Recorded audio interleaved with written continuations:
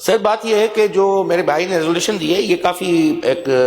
Well discussed جو ہے thoroughly discussed ایک موضوع رہا ہے کہ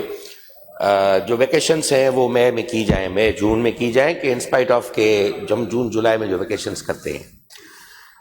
ہماری ایک ہائی پاورڈ کمیٹی ہے جس میں وہ فقط اسکول ایجوکیشن ڈپارٹمنٹ یا کالج کی نہیں ہے، وہ سندھ کے اوور آل ایجوکیشن سیکٹر کو لک آفٹر کرتی ہے، اسٹیئرنگ کمیٹی آن ایجوکیشن. اس میں اسکول ایجوکیشن ہے، کالج ایجوکیشن ہے، ڈی پی ڈی ڈپارٹمنٹ جو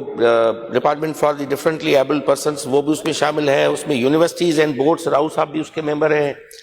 اور اس میں اسٹیفٹا جو ہے وہ بھی اس میں ٹیکنیکل ایجوکیشن وہ بھی اس میں شامل ہے،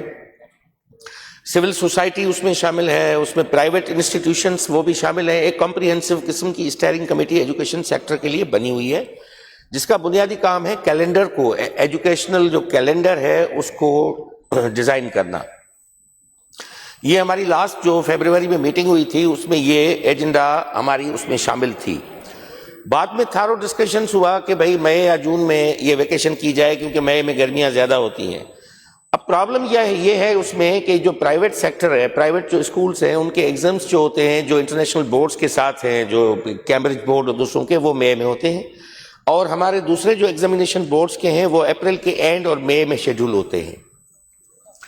تو یہ ویکیشن جو ہے پروپوز یہ ہوئی کہ اس سال اس کو اسی طرح رہنے دیا جائے، اور دوسرا یہ کہ ہم چاروں صوبوں سے بھی لنکڈ ہیں کہ ویکیشن کی ٹائمنگ ان کی کیا ہے. ان کی ویکیشن بھی جون جولائی میں ہے، کے پی میں، بلوچستان میں اور اپنے پنجاب میں بھی. میری ریکویسٹ یہ ہوگی کہ آپ اس ریزولوشن کو آج ودرا کریں، اور نیکسٹ جو ہماری میٹنگ اسٹیئرنگ کمیٹی کی ہوگی اس میں آپ آئیں، اس میں آپ بیٹھیں، کیونکہ یہاں سے اجلت میں پاس کر دینا یہ پھر پرابلم ہوگا. پورے سیکٹر کو ڈسٹرب کرنے کے حوالے سے سب کو سنا جائے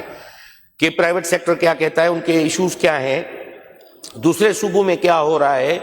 وہ کس طرح کر رہے ہیں. اور اگین ہمارے پاس اگین مانسون کا بھی آتا ہے پھر ایک اسپیل، اس میں لاسٹ جو فلڈ آیا تھا اس میں بھی ہمیں چھٹیاں کرنی پڑی تھی. تو یہ سارے عوامل کو خاطر میں رکھ کے